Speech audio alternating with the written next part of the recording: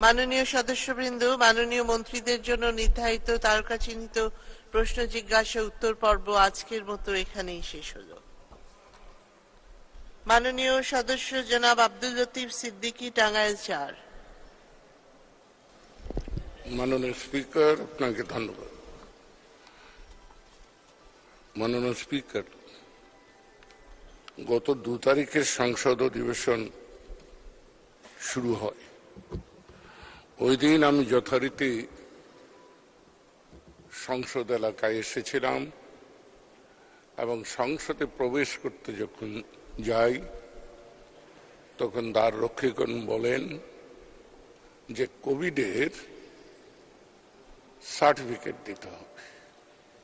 বিকাশে কম খরচে ক্যাশ আউটের লিমিট বেড়ে ৫০,০০০, প্রিয় এজেন্টও ২টা।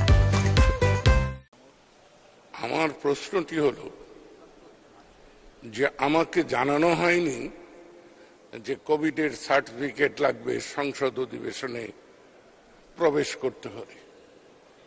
এতে আমি মনে করি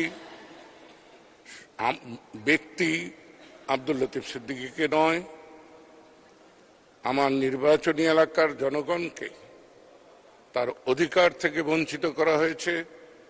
কারণ আমি সংসদ অধিবেশনে যোগ দিতে পারিনি এবং আপনার নেতৃত্বে যে কমিটি আছে সেই কমিটিতেও আমি অংশগ্রহণ করতে পারিনি।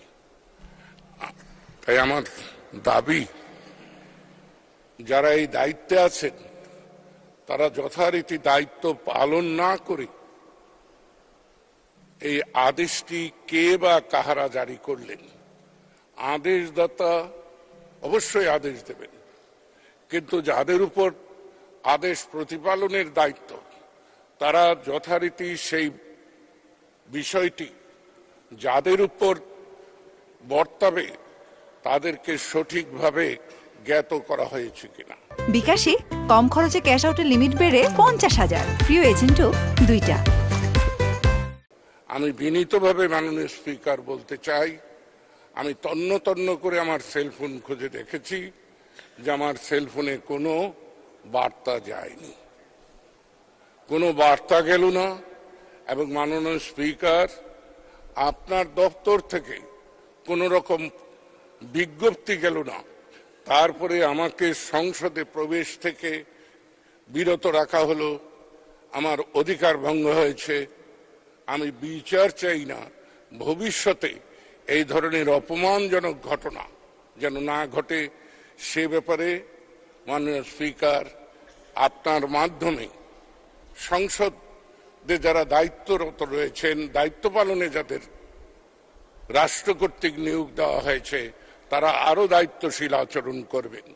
মাননীয় স্পিকার, এই সংসদে মাননীয় সদস্য, আপনার অবগতির জন্য জানাতে চাই যে এই বিষয়টি সম্পর্কে আমরা আগে জেনেছি যে সেদিন আপনার প্রবেশের ক্ষেত্রে কোভিড সার্টিফিকেট দেখতে চাওয়া হয়েছিল এবং সেই কারণে সেটা না থাকার কারণে আপনি ভিতরে আসতে পারেননি।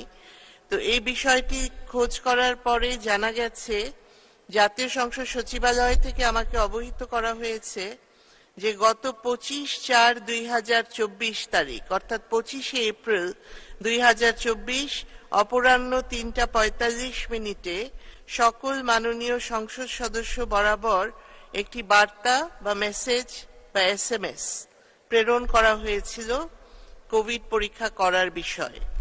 এবং এখান থেকে যে সিস্টেম, সেখানে দেখা যাচ্ছে যে এই মেসেজটা সেন্ট হয়েছে অর্থাৎ প্রেরিত হয়েছে, কিন্তু আপনি বলেছেন যে আপনার সেলফোনে এই ধরনের কোনো মেসেজ আপনি পান নাই।